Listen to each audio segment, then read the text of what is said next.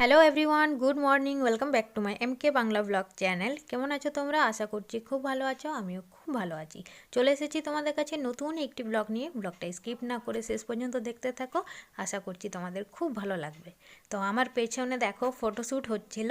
আর আজকে আমরা সবাই এত রেডি সেডি কেন হয়েছি সেটা আগে বলি। আজকে হচ্ছে আমার ছোটদার বিয়ে। তো আগের দিনই মানে যেদিন গায়ে হলুদ ছিল সেদিনকে আমি সকালবেলা চলে এসেছিলাম শ্বশুরবাড়ির থেকে বাপের বাড়িতে। তো আগের দিনের গায়ে হলুদের কোনো কিছুই তোমাদের সাথে আমি শেয়ার করতে পারিনি, কারণ আমাকে যেতে হয়েছিল একটু কাশীপুর। কাশীপুর হচ্ছে আমাদের মেন বাজার। তো ওখানে কিছু কেনাকাটি বাকি ছিল, ততক্ষণে এইদিকে সমস্ত কিছু রিচুয়ালস পার হয়ে গেছিলো বলে আর আমি সেগুলো তোমাদের সাথে শেয়ার করে উঠতে পারিনি। আর এই যে এতক্ষণ ধরে যার বিয়ের কথা বলছিলাম সে হচ্ছে ইনি, মানে আমার ছোটদা। তো এখন কিছু এখানে নিয়মকানুন করা হবে, ওই কারণে ও রেডি হয়ে বার হয়ে এসেছে। এখানে নিয়মকানুন শেষ হয়ে গেলেই আমরা সবাই মিলে যাব এখন জল সইতে। ওই কারণে সবাই সকাল সকাল রেডি হয়েছে। আর আমার পেছনে যাকে দেখছো সে হচ্ছে আমার দিদি, মানে আমার মেজো পিসির মেয়ে। আর এখানে দেখো বড় বৌদি রেডি হয়ে এসে গেছে, আমার মা আছে, দিয়া আছে, সবাই মোটামুটি রেডি হয়ে গেছে, কিছুজন বাকি আছে। একটু হাসি হাসি করো, হাসি হাসি। Hi everyone, I'm Tojo Mandol. Hi everyone. Hi karo, hi karo. Hi everyone. Flying kiss. তো দেখো আমরা সবাই বেরিয়ে পড়েছি জল সাইতে যাওয়ার উদ্দেশ্যে। আর এখানে দেখো আমার তোজো সোনা, তোজোর বাবা ওকে ছাতা ঢাকা দিয়ে নিয়ে যাচ্ছে, কারণ যাওয়ার সময় প্রচণ্ড রোদ ছিল, আবার আসার সময় প্রচণ্ড বৃষ্টি দিয়েছে, যার কারণে সবাই ভিজে গেছিলো, সেটা তোমরা পরে দেখতেই পাবে। আর সবাই সামনের দিকে এগিয়ে গেছে, আমরাই পেছনে কয়েকজন রয়ে গেছি। তো চলো দেখতে থাকো এবং সঙ্গে থাকো।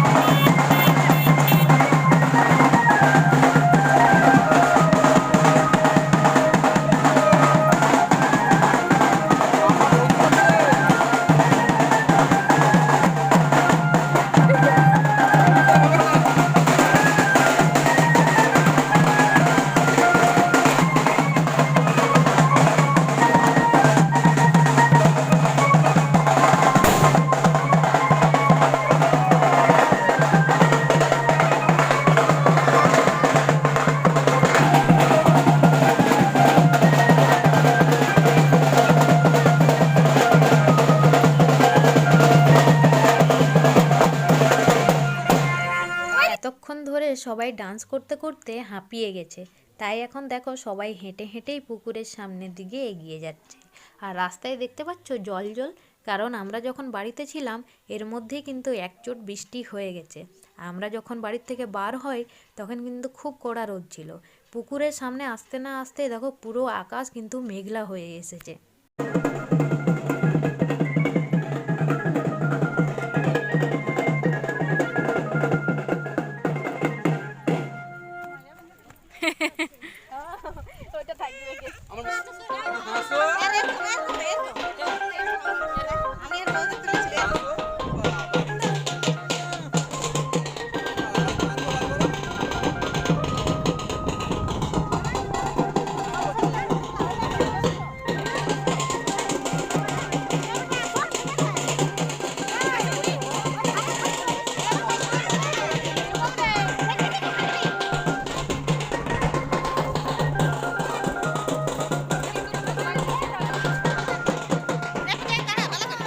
দেখো এখন জেঠিমা গঙ্গা পুজো করছে আর পুকুরের ঘাটে এসে এই পুজোটা করতে হয়। যাদের আছে তারা হয়তো অনেকেই জানবে।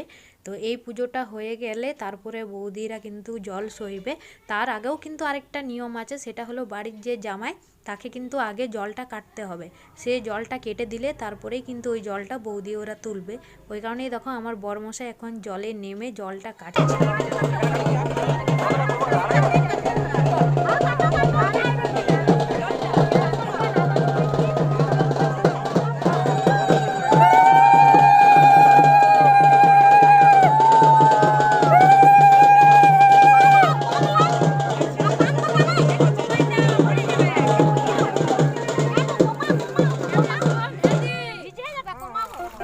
রাস্তার মধ্যে আস্তে আস্তেই কিন্তু আমরা সবাই আবার বৃষ্টি পেয়ে গেছি। আর আমাদের কাছে একটাই ছাতা ছিল, তো ওই কারণে আমরা বেঁচে গেছি, বাকি সবাই কিন্তু ভিজে একাকার হয়ে গেছে।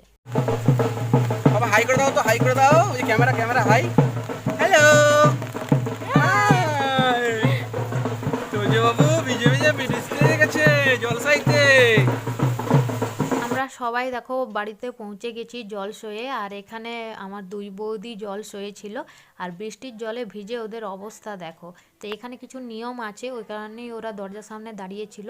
আর বাড়িতে এসে সবার আগে আমি কিন্তু তোজো সোনার পাঞ্জাবিটা ছাড়িয়ে দিয়েছি, কারণ বৃষ্টি হলেও প্রচণ্ড গরম ছিল আর ওর কিন্তু এইসব পরে বেশি অস্বস্তি হচ্ছিল, কান্নাকাটি করছিল।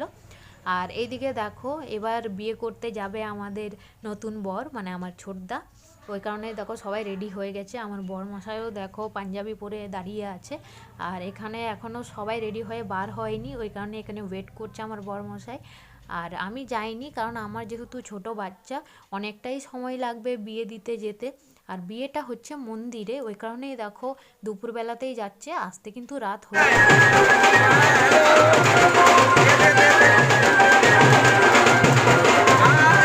দেখো দেখতে দেখতে এদিকে কিন্তু নতুন বউ বাড়িতে চলে এলো।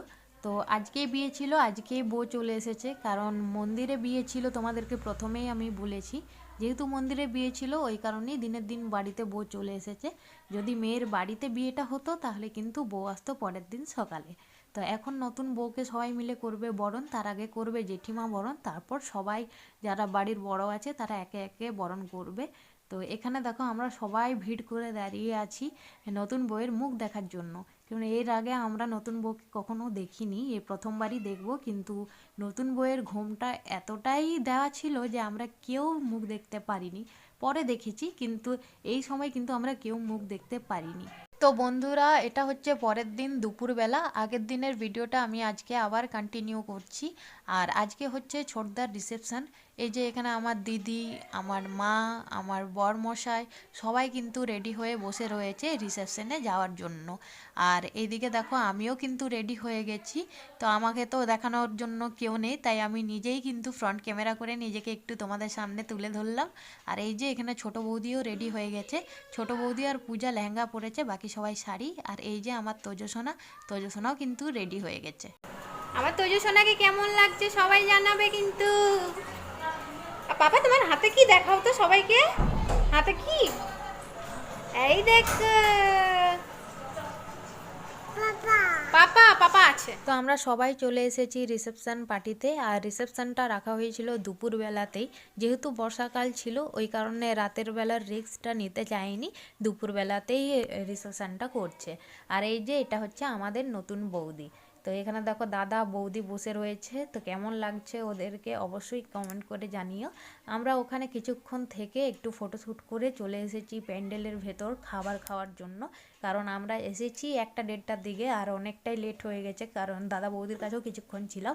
তো এখানে দেখো পুরো প্যান্ডেল ভর্তি হয়ে গেছে, তো আমরা সবাই এখানে বসে পড়েছি। তো বিয়েতে কি কি মেনু ছিল সেগুলো আমি ভেবেছিলাম তোমাদের সাথে শেয়ার করব, কিন্তু আমি শেয়ার করে উঠতে পারিনি, ওই জন্য আমি তোমাদের কাছে খুবই দুঃখিত।